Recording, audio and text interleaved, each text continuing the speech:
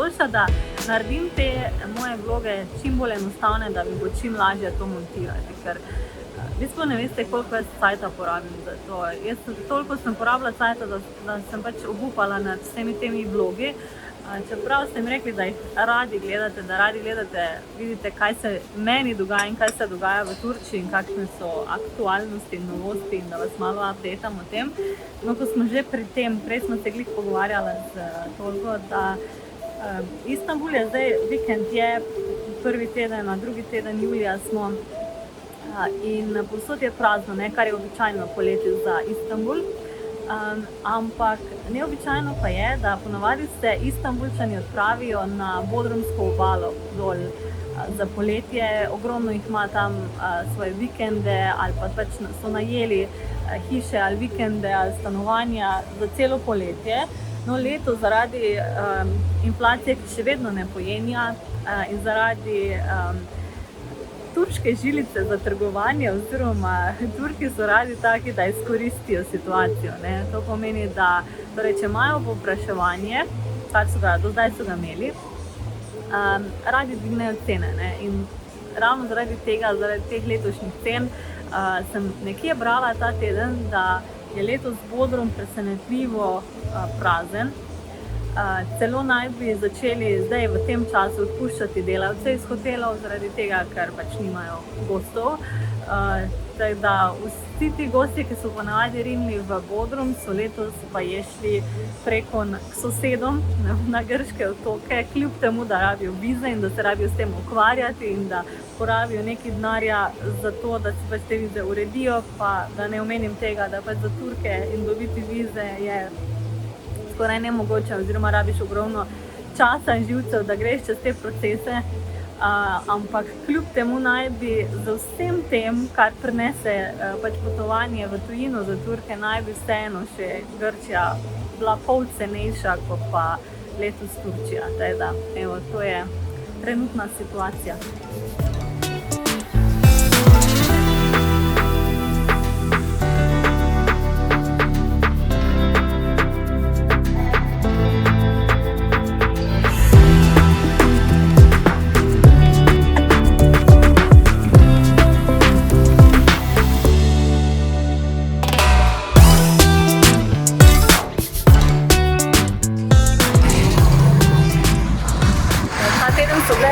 Oči odprte v festivalu in včeraj je bila finalna tekma za Turčijo, četvrtfinale.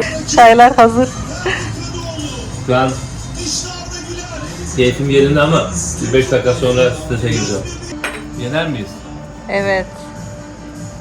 Vallahi. Ama zor maç olacak bence. Vallahi bak sen bile diyorsun zor maç olacak. Zor maç olacak ama sonunda bence Türkiye alacak. Türkiye alacak. Yine bu kadar hayal nasıl kurabiliyorsun ya? Ampak da vam izpričam, evo, to turški nogometni patriotizem, je to neverjetno. Jaz mislim, da se vsi Turki spremenijo osebnosti, ko gledajo festivalske tekme. Že nasplošno je ta kultura nogometa prisotna in v tej njihovi turški ligi so ful močni. Kaj šele pri državni reprezentanci, v glavnem včeraj je bilo tako pričakovanje, da bojo šli naprej, da moje odžalosti še vedno spi. Nedelja je, jaz se pa dobim zdaj z kolegico, malo ženski dan, tako da greva malo na okoli. Ja, moj dragi pa žaluje, evo. Evo, to je pa ta slavna metro postaja, oziroma linija, ki sem jo jaz čakala 8 let, da se odpre. Midva sta se preselila sem, kjer sva še vedno pred 8 leti. Nisva zamenjala stanovanja od takrat in ko sva se s tem selila, nam je nepremičninski agent prodal idejo, da se bo ta metro linija odprla do konca tistega leta, ki sva se selila. Odprla se je 8 let kasneje, tako da zdaj uživam v tej metro liniji, ker namreč imam povezavo direktno dol do morja in potem do Marmarajske linije, ki pa pelje vse preko na azijsko stran. In to mi je ful v pomoč, ker prej sem se pa tjazila z avtobusi. To je ena stvar, ki mogoče ne opazite toliko kot turisti, ker kot turisti, ker ste recimo locirani v centralnem delu mesta, imate ful občutek, da so povezave po mestu, po Istanbulu pač zelo dobre. To šele zdaj v teh letih postaja res, ker drugače prej pa živimo pa malenkost pač na obrobju mesta, oziroma to niti ni obrobje, ampak recimo jaz sem 20 km zračne linije oddaljena od centra mesta. In to lahko traja 3 ure, da prideš, 15 km od A do B točke. Tako da jaz sem zdaj ful srečna, da imamo mi to metro linijo, ker imam fino povezavo, evo tudi do azijske strani. In ja, to me ful olajšalo zdaj to logistiko.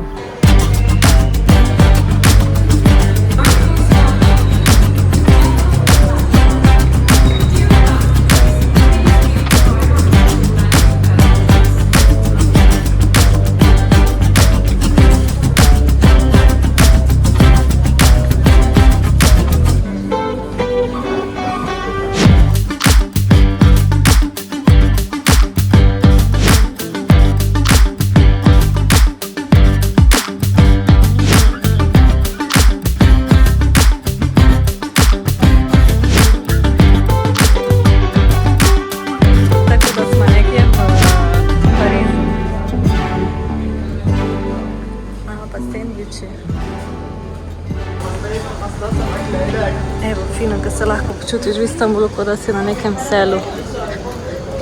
Namesto v 20-milijonskem mestu. To je krožje, ki je v bistvu bilo zgrajeno izven centra mesta nekoč. Kot vikendi, kamor so se hodili ljudje pač za vikend preselili in uživali v atmosferi in vzdušju izven centra mesta. No, danes je to okrožje eno izmed bolj centralnih predelov, tako da mesto se neverjetno širi in še danes razvija, gradi ogromno. To je pa taka lepa soseska. Tule so vse te stare hiše, bloke podrli in so jih prenovili oziroma na novo zgradili.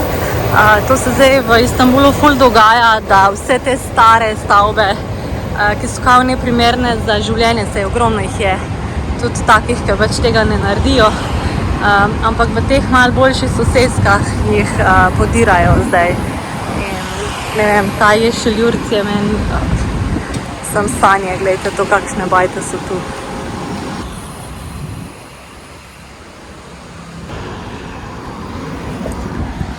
Ne vem sicer, kako ta vlog izgledam, nimam pojma, ker kar snemam od tu in od tam, prvič na tak način, ampak čez teden se mi marsikaj zgodi in vem kakšno zanimivo stvar, se pogovarjam z domačini in ravno zdaj se sprehajam nazaj proti vlaku, pač proti Marmaraju grem domov. Sva delali skupaj z sodelavko eno mlado punco, Turkinjo, ki je ravno kar doštudirala leto zdaj junija in to iz znane in priznane univerze tu v Istanbulu, iz Galatasaray univerze, ki jo verjetno vsi poznate. Srednja šola je tam na Taksimu, na isti ulici, no njihova univerza je na Ortakoju in punca mi je razlagala te razlike med delavskim razredom, ki pride na to šolo z trdim delom, ker morajo iti čez seveda teste, in med tistimi sošolci in prijatelji, ki prihajajo iz višjega sloja, ki jim je dano, ki jim je poslano in kako se v bistvu obnašajo do sošolcev, ki ne prihajajo iz tistega istega razreda. To je sicer šola, ki je javna, torej vladna. Ne moreš plačati, da prideš torej na to univerzo, ampak lahko pa plačaš si srednjo šolo, ki ima določeno število mest, ki te potem lahko pripeljejo, da greš študirati na to univerzo. Ona je prišla iz javne srednje šole, zelo delavna punca, zelo pametna punca. No, zdaj se pa malo odloča, kam bi šla, katero smer bi šla naprej, dela pri nas kot pripravnica. In je rekla, da ja, večinoma so ti sošolci kar taki malo snobovski, ničim ne paše, pritožujejo se nad prometom v Istanbulu, pa živijo pa 2 kilometra stran od šole. Je rekla, pridejo z avti ali z šoferji v šolo, ne jih pripeljejo. Je rekla, ne družijo se recimo z sošolci, ki pridejo iz ne vem, drugih krajev, kot je Konja, ker jih vidijo kot manj vredne. Ne? In v Turčiji se pač opazi ta pridih ameriške kulture in potenciranje pač tega denarja, ker dejansko ti odnosi in takšna obnašanja producirajo tudi potem željo po neki uspešnosti in željo po nekih večjih zaslužkih, ker si mislijo, kaj pa meni manjka, zakaj pa sem jaz manj vreden, zakaj me imajo za takega. Ne? Pač ta hierarhija v turški družbi in ta moč denarja je izredno prisotna. Ne? No in potem smo se pogovarjali o tem, da v Evropi mogoče ni tako, da se ne kaže vsaj navzven teh stvari. Ne vem, ljudje se ne preseravajo, kar se tiče denarja, tudi če imajo, si mogoče raje ne pokažejo stvari navzven, da jih ljudje ne sodijo, no medtem ko tu je pa ravno drugače, obratno. Tu je pa fake it until you make it. Tudi če nimaš, daj pokaži, da imaš, da te bojo imeli, da te bojo tretirali na tak način. To je en tak zanimiv pogled v turško družbo. Jaz pa zdaj letim na metro. Ja, bom pa ful vesela, če mi lahko malo napišete, kako se vam zdi v te tedenski pogledi v moje življenje. Evo, malo se snimamo, malo čudno gledajo ljudje.